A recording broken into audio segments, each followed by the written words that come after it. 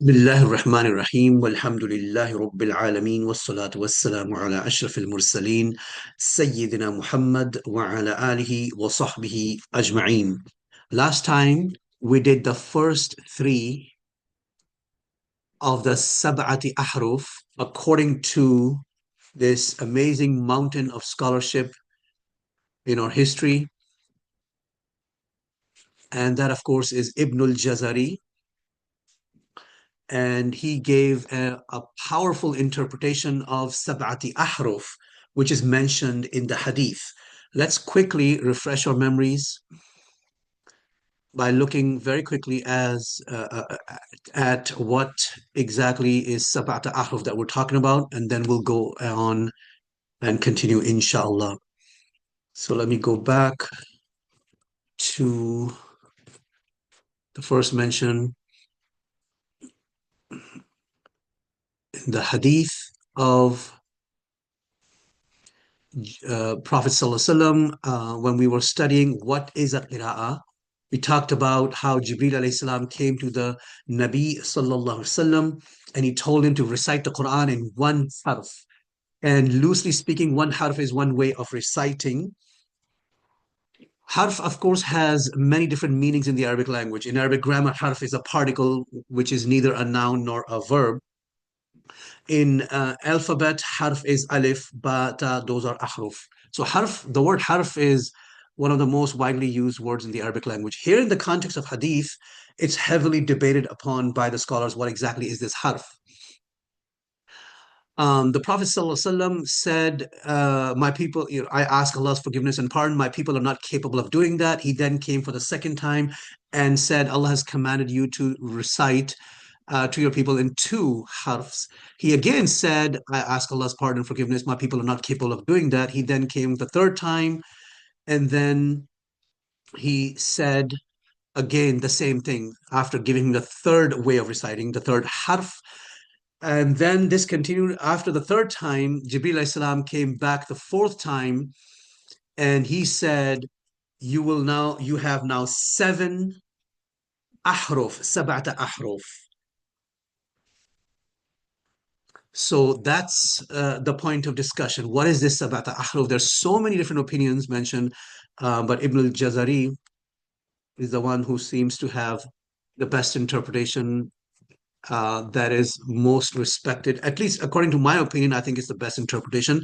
It does not mean the other interpretations are wrong. So we've been talking about those Sabata Ahruf, seven ways of reciting. One way of reciting is when the harakat change, but the meaning doesn't, and the outward skeleton of the word remains the same. For example, bukhl is the qira'ah, majority of the qira'at say al-bukhl, but some qira'at say bakhal, and it's the same meaning. So the harakat changed. The second is when there's a change in harakat, which results in change in meaning only. So we looked at this example here. أعوذ بالله من الشيطان الرجيم وعلم آدم الأسماء كلها. This is the qira'ah of the majority, but there's one qira'ah of Al-Hasan al-Basri, and it's a qira'ah shadha, so you cannot recite it in your prayer. It has turned form two, allama, in active into passive. علم آدم. So Adamu is Naib al-Fa'il, passive subject, whereas here Adama is maf'ul bihi, the first maf'ul bihi, al-awwal, and al-asma is maf'ul bihi thani. In this qira'ah, al-asma is still maf'ulun bihi thani, but there's a change here. Ullima Adamul asma'a. Adam alayhi salam was taught the names of everything. So again, you cannot do this in your prayer. It's there for educational purposes. And the third one is when there's a change in huruf, resulting in a change in meaning, where the original skeleton of the word, and when I say skeleton of the word, it means you take the word, the way it's written in the Mus'haf, remove all tashkil, remove the fatha, kasra, dhamma, remove the hamza, remove the shadda, remove the sukun, remove the dots, even the dots. That's what you get. That's what's the skeleton, that's the surah, the shape. So we have a qira'ah here in which is the majority of the qira'at, they say tablu. But in a minority qira'ah, in a few qira'at, qira'ah of Hamza, Kisa'i, Khalaf, and Amash, in these four qira'at, it's tatlu.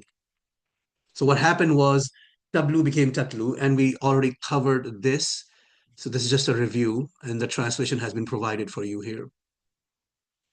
And unfortunately, none of the translations that I found, as we discussed in the last video lesson, have, in my opinion, been, uh, accurate and doing justice. They're not. I don't think they did justice. So I had to come up with my own translation based on the tafasir, specifically linguistic tafasir.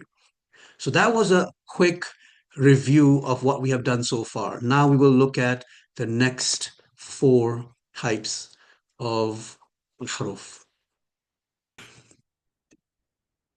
So the fourth harf from سبعة أحرف is متغير في الحروف بتغير الصورة لا المعنى. It's when there's a change in huruf resulting in a change in a surah. And a surah again is the skeleton of the word. It's when you write an Arabic word without tashkil, without dots. Lal ma'na, but there's no change in meaning. So you see here, ihdina sirat al mustaqim, which is everybody recites it as such with the sad. However, there are qira'at that are shadha, non-conforming, qira'ah of Ruwais and Qumbul. These qira'at are so rare and so um, non-conforming that they are unheard of. You only find them in the books, and they're not even from the 14 qira'at that we looked at. In that qira'ah, it's seen, ihdina sirat al-mustaqim, as-sirat. So what changed? The surah changed, the skeleton of the word changed, تغير as-surah. And what did not change is the meaning, because in the Arabic language, as-sirat and as-sirat are same. So the letter sad changed to sin. The next one is متغير في الحروف بتغير الصورة والمعنى. Here, the huruf changed, resulting in a change in the skeleton, as-surah, and the meaning also changed. وهو نادر, and this is rare. Ibn al-Jazary mentions this, وَامْضُوا حَيْثُ تُؤْمَرُونَ, and go where you're told to go. وَامْضُوا, مَضَى يَمْضِي, to go. So you have the here فعل الأمر imdu, right? You have hamza al-wasl here, and al-alif al-fariqa, فعل الأمر, and the waw is the fa'il. It's for antum. وَامْضُوا حَيْثُ تُؤْمَرُونَ, go where you're told to go. Ibn al-Jazari says that there is a qira'ah in which it's, instead of imdu, it's is'aw. Is'aw is from sa'a yas'a, which means to walk quickly. Al-mashyu as-sari'. In place of makana, in place of imdu. So Ibn al-Jazari mentions this qira'ah, that instead of imdu, it says is'aw. And Ibn al-Jazari is the only one who mentions this to the best of my knowledge. I could not find, because I always verify. Let me show you something where I go initially to verify. Anytime someone says there's a qira'ah, you can go somewhere to verify. Let me show you by going to tafsir.app. So this is a really nice website, Al-Bahith Al-Qur'ani. It's one of the best tools for researchers and teachers. And so you can go here to verify any qira'ah. So let's choose Allama Adamu al-Asma'a kullaha. So you enter the verse, it will pull up the verse, then you go to Ulum. You can also go to Masahif. Masahif is where different Masahif We'll talk about the different masahif in Medina, masahif Uthmaniya. You can also go there, but it's faster. Just go to Ulum tab, and in the Ulum tab you see Gharib wa Ma'ani, some obscure things and semantics. These are different works, scholarly works. All of these are classical scholarly works. Some of them, maybe one or two, might be modern, but most all of them are classical. You've got I'rab wa Lugha, linguistic analysis of the Quran. So if you want to look up the I'rab of anything, you can start here at al-Jadwal, which is a modern work by Egyptian scholar. And if you want the elephant gun, the ultimate, the greatest of all linguists, experts of the Quran, As-Samin al-Halabi, uh, and I've quoted him heavily in my book, is he's just amazing. When I read his works, I feel like I'm just a beginner. I don't know anything. So advanced and so amazing, so deep, so comprehensive, so detailed, and so on. There are other linguistic works. On the left side, you see where it says Qira'aat. There are four works that are mentioned here. Uh, there's one. This one here is modern. I don't really go here. Unless I need additional validation or confirmation. I always like to go to the classical works. Ibn al-Jazari, right? Our favorite Qira'at scholar, Ibn al-Jazari is mentioned here. He's got two works here. One is called Tajbir al-Taysir fil Qira'at al-Ashr. Another one is called An-Nashru fil Qira'at al-Ashr. And so you can use either one. And then you have Al-Karamani also. You can look at the date. He died in the 6th century. Ibn al-Jazari died in the 9th century. So I like these classical works, and modern works are, I'm not saying they're bad, but I usually go to them as the next step for additional confirmation and validation. And if something is not covered in the classical works, then I would go to the modern works. Always start with the classical works. Always, always, always. They're the best and the greatest. So let's click on this Ibn al-Jazari's An-Nashru fil Qira'at al-Ashr. And here he will talk about, he says, تقدم الكلام على حذف الهمزة الأولى وتسهيلها. So he's already mentioned علم آدم الأسماء كلها. He's already mentioned, he says it's تقدم, it's preceded it. Let's also check اهدنا الصراط المستقيم, right? That's a good one to check. اهدنا الصراط المستقيم. Go over here. You can check either تجبير التيسير or النشر. Either one are fine. They tend to overlap. And it says اختلفوا في الصراط. And then it says رويس. And then it says أتى بالسين. He came with the sin instead of صاد. So that was a tajbir. Let's check a nashr. Sorry, that was a nashr. Let's check a tajbir. Tajbir, I notice is there are two works by Ibn al-Jazari. Tajbir tends to be a little more abridged and compact, as you can see, whereas a nashr is a little bit more detailed. So I'm looking the same ayah in the book An-Nashr. You can see there's a long discussion here, whereas Tajbir al-Taysir seems like an abridged work. And he says as-sirat wa sirat حيث وقع بإشمام الصاد. Then he's talking about tajweed concept ishmam. Um,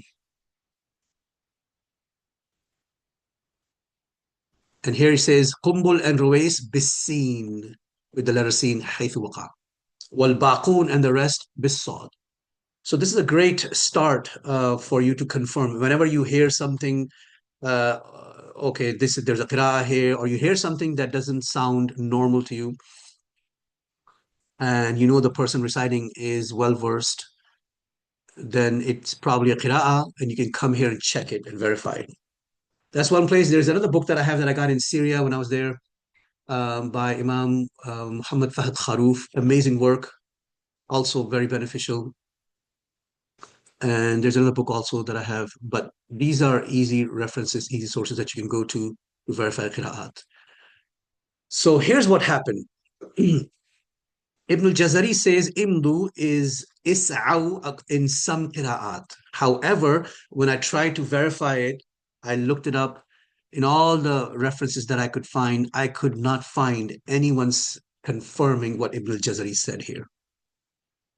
And that's what this footnote 108 is saying. ولكن لم أجد في كتاب من كتب القراءات. I did not find this. However, Ibn al-Jazari says it. Now, does that mean he's wrong? Maybe there's a qira'ah that we're not able to find, or there might be other verses that have this harf, where the harf has changed, resulting in a change in skeleton and in meaning. So this is still a valid harf. Just this example, unfortunately, I wasn't able to find in any of the Qira'at books that I have access to.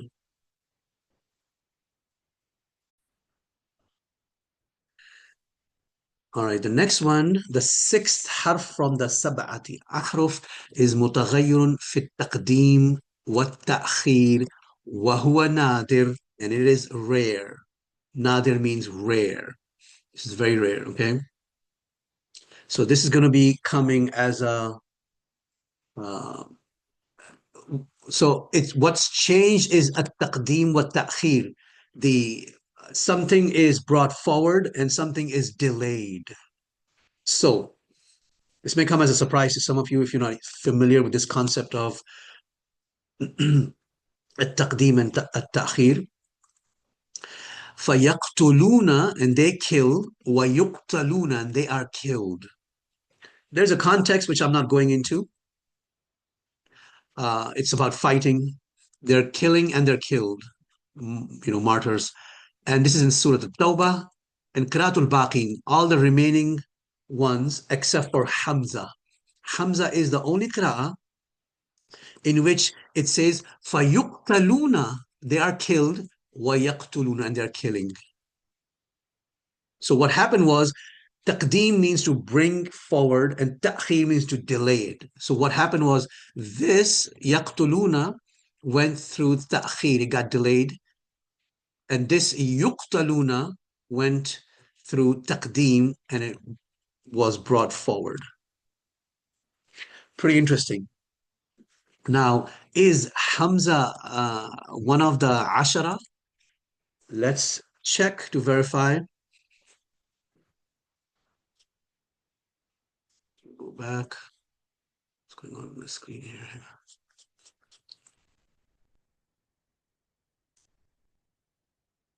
Let's go back to the 14. When we look at the 14 qira'at, the 10 canonical qira'at, let's see if Hamza is one of them.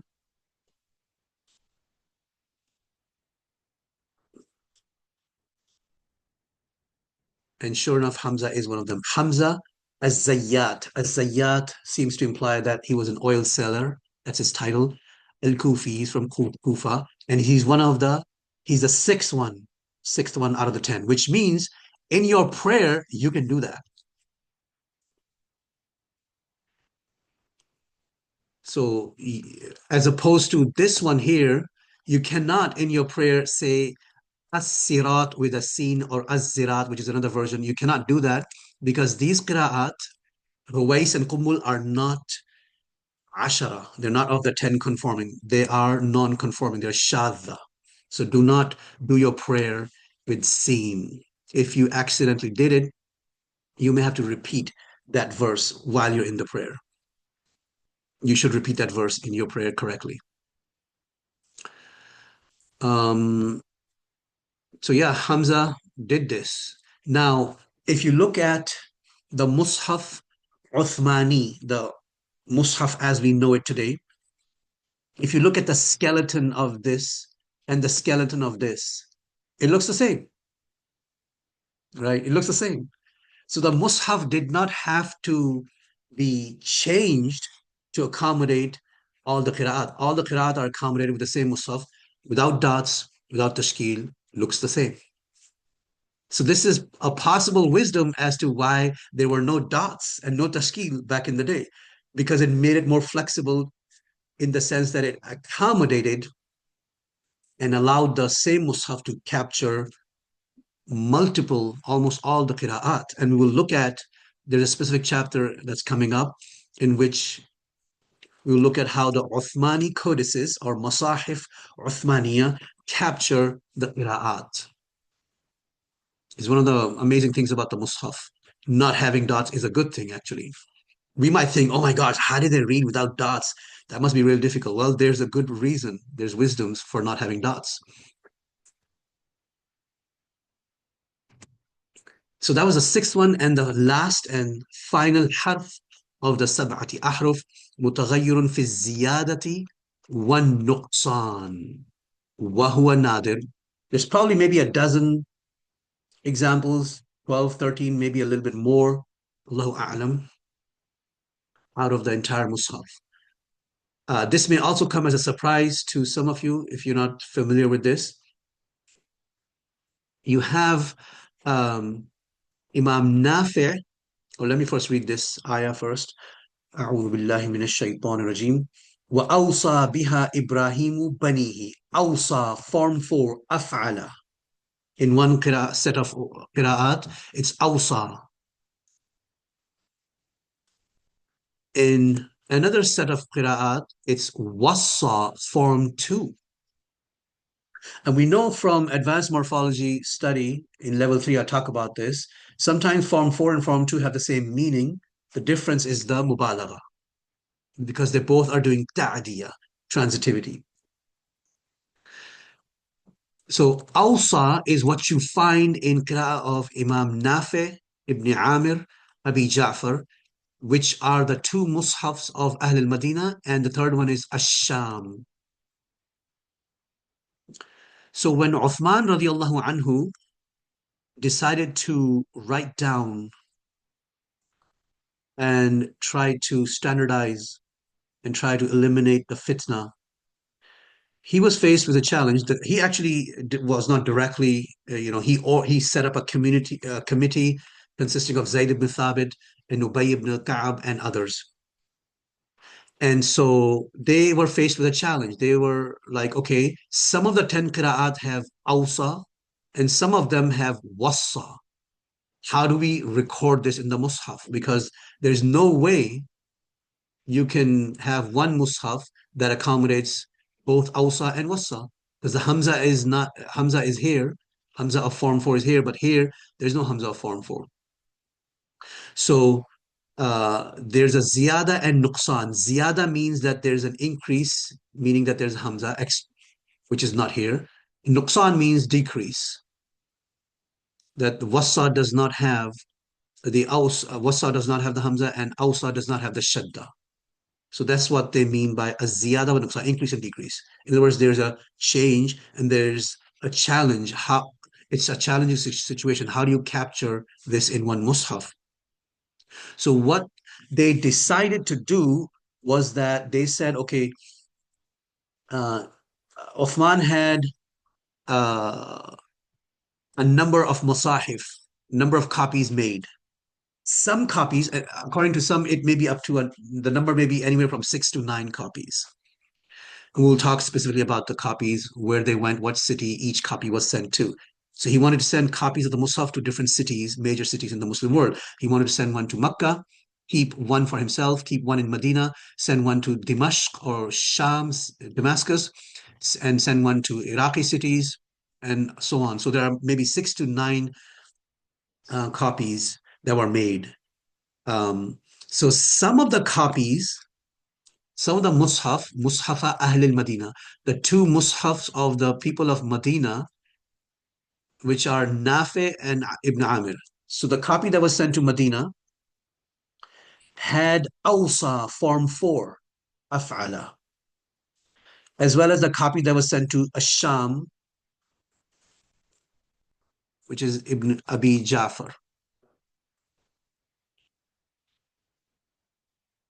So you have Nafi, Ibn Amir, and Abu Ja'far. These three reciters out of the 10 read with as form 4, Awsa. Then you have the remaining ones. The remaining ones have Wassa, Fa'ala, form 2. So let me put that down here. 2.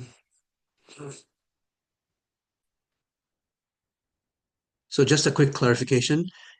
Nafi' and Abi Ja'far are Madani, and Ibn Amir is Shami, Damascene or Damascus, Syrian. So what they decided, the Quran writing committee led by Zayd ibn Thabit and others, what they decided to do was some of the copies of the Masahif will say Awsa, and some of the copies of the Masahif will say Wassa. Because one Mus'haf, as much as it tries to capture all the qira'at, it cannot possibly capture every single qira'ah. It's impossible. And that's another possible reason why the Quran was not initially written, because there's so many qira'at out there. One document made it very, it's difficult for one mushaf to capture all the qira'at, if not impossible. And we will look at this topic, as I mentioned before, again in details, how Uthmani codices capture the qira'at. The most of the qira'at are captured by Uthmani codices. Some of the qira'at, especially the shadda, are impossible to capture in one particular mushaf. We'll talk more about how Uthman, the Jam'ul Quran, collating, putting together the Quran in a written document, was done in different stages. The first stage was the stage of the Prophet ﷺ, then the second stage was the stage of Abu Bakr, then radiallahu anhu, and then Uthman. And each stage had important goals and objectives and wisdoms and benefits that were accomplished. Now let's go to the Masahif and look at Masahif Uthmaniya, Uthmani codices, to see how some are saying Awsa and some are saying Wassa. And which one is the one that you get when you go to Quran.com, which is probably one of the most popular websites that are accessible all over the world? Which one do you see? So let's do that right now. Tafsir wa Awsa biha. So it's not, notice when I entered Awsa, nothing is coming up. Awsa biha, nothing is coming up. So this shows the limitations of the search engine, because it's only searching on certain masahif. Well, however, when I change it to wassa biha, it comes up immediately. So form 2 comes up, fa'ala. Form 4 does not come up. What that seems to hint at is that form 2 is probably more popular. So let's take this. Now let's go to ulum and check التيسير and النشر Ibn al-Jazary. Nafi' وابن عامر وابو جعفر read أوصى بالألف, with the alif. What does he mean by alif? He means the alif of form 4, which is Hamzat al-Qata'. مخففا, notice he says مخففا. مخففا means no shadda. In other words, not form 2. Because back in the day, they did not use the numbering system that we're using nowadays. They didn't say form 2, form 3, form 4. They didn't use those numbering system. That numbering system was introduced later on by the Orientalists, but it's a useful number. So, and the dictionary such as Hansware is based on it, and so we use it nowadays. And then he says wal baqun, and the remaining ones wa wassa, and then he says bi ghairi alifin, without the alif, meaning alif of hamzatul qata' of form 4, mushaddadan, with a shadda, meaning shadda on the sad, form 2. This is their way of talking about forms 4 and 2.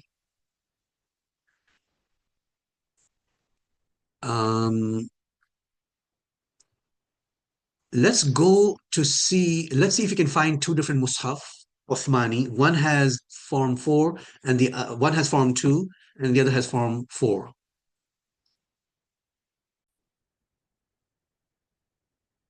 So to verify what we have just learned, we'll go to tafsir.app and we'll use the Masahif tab after we enter wassa biha. And as I mentioned before, if you say wassa biha, it comes up. But if you say awsa biha, it doesn't come up. which is unfortunate, but it's also understandable because of technical limitations. They did not want to uh, accommodate all the Masahif Uthmaniyya. So when you go to Masahif, one Mus'haf will say Awsa. Right here, this Mus'haf says Awsa. This Mus'haf is Qalun an Nafi, according to this website. You can see Form 4 here. If you go to another Mus'haf, it says Wassa. This Mus'haf is also Qalun an Nafi, okay, according to this website. So you will see this diversity, this ikhtilaf. If you go to Quran.com, the most popular website, probably the most popular website for people to quickly look up verses of the Quran and translations, you will see Wassa. You will not see Form 4. And it's probably because Wassa is the more popular one today. And we'll talk more about how the Uthmani codices capture the Qira'at, inshallah, later. We'll conclude this lesson with a couple of important notes. Imam Makki, rahimahullah, says, Man dhanna, whoever thought, أن قراءة هؤلاء القراء كنافع وعاصم هي الأحرف السبعة التي في الحديث فقد غلطا عظيما. Whoever thought that the qira'ah of these qurra, these top 7 reciters such as Nafi' and Asim, هي الأحرف السبعة, they are the 7 ahruf that are mentioned in the hadith, then he is gravely, seriously mistaken. Ghalata, to be mistaken. Ghalatan, for those of you who know Arabic grammar, ghalatan is maf'ul mutlaq, mubayyinun lin-naw. Aziman is not. He has made a grave mistake. So he's just pointing out that the 7 qira'at are not the same as sab'ata ahruf.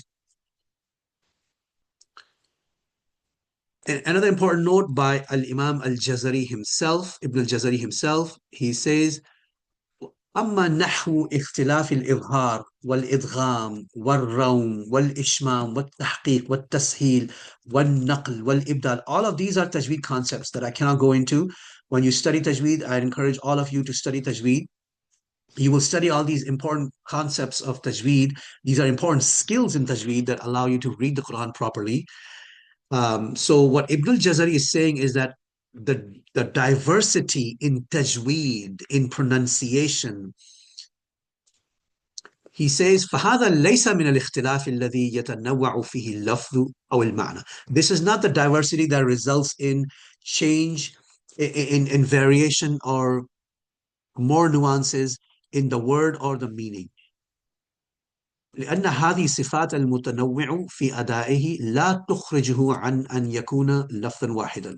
Because these صفات, these attributes, such as إظهار, إدغام, الروم, الإشمام, التحقيق, all of these tajweed variations in qira'at, they don't cause the word to, the word remains the same, أن يكون لفظا واحدا. It continues to remain the same word. Those are 2 important notes that I thought I'd share at the end of this lesson on Sam'ati Ahruf. So in other words, tajweed diversity does not cause a change in the word or the meaning. So he just wants to point it out, because if you look back at all the 7 ahruf, none of the 7 ahruf have anything to do with tajweed diversity. The qira'at can be diverse in terms of sarf, morphology. They can be diverse in terms of grammar. They can be diverse in terms of other ways, such as taqdeem and ta'khir. But the sabata ahruf are not about the tajweed variation. So, for example, one qira'ah may have a raum, another qira'ah may not have a raum. One qira'ah may have tasheel, another may not have tasheel, and so on and so forth. So those are outside of the scope of sab'ati ahruf. That's what this note is saying at a very high level in general. So here are some questions, and after you review this lesson, answer these questions, review the lesson, memorize the vocabulary, and then take the quiz. There's a quiz, inshallah, that will be assigned shortly. And in the next lesson, we'll go into the miraculous linguistic diversity of the Qira'at, in which we will look at the tajweed diversity, morphological diversity, grammatical diversity, and other word choice diversities, inshallah. والحمد لله رب العالمين والصلاة والسلام على أشرف المرسلين سيدنا محمد وعلى آله وصحبه أجمعين